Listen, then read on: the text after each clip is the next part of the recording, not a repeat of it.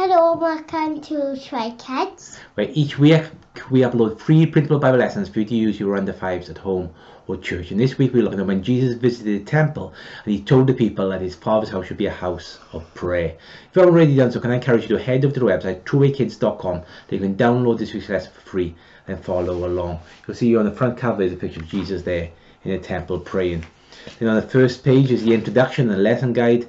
Here comes some of the main points we're going to look at. Is that we need to remove things from our lives which don't honour God.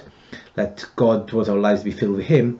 That we should be careful not to be distracted when it comes to worshipping Jesus. There's lots of other activities and fun things you can do with your child to reinforce these truths. Then we have the story pages, which two of you will hold up to you now.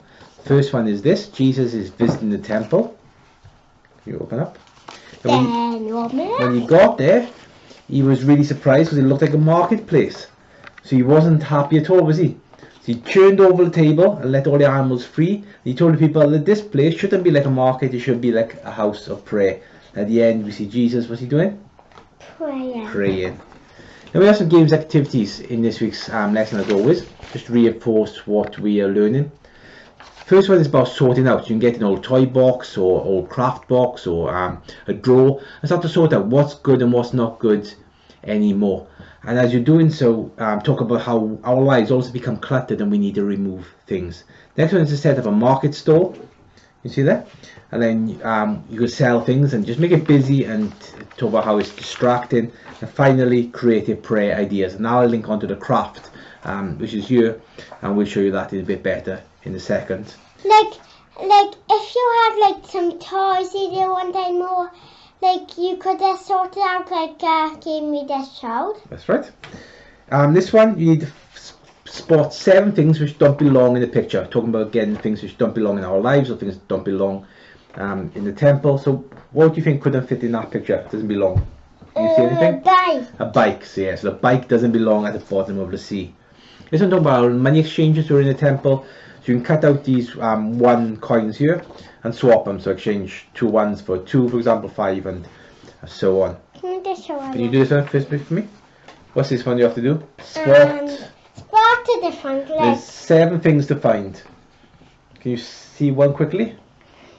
Like that one's there, that one's there. Yes, that's right. So spot the difference game. This one you need to match the children with their emotions. So see the faces and match them with the emoji faces around. Then this piece of craft, can you pull into center so everybody can see it nice? It's called a house of prayer box. And what you can do is write some prayers down and then you would post them inside the box like so. Bible verse at the top says my house will be house of prayer. We use an old cereal box, but you can use any box you want to. The template to go along with it is in the lesson. And there's 2 ways you can do it. Firstly, you can just stick it on, so we see the back like that.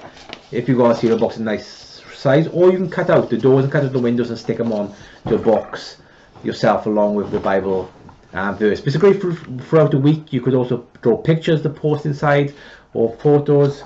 So if you show your current pages, you see Jesus walking through temple.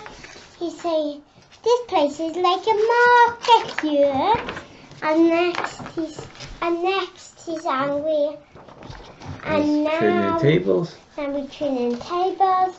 Now he's praying. And the last page.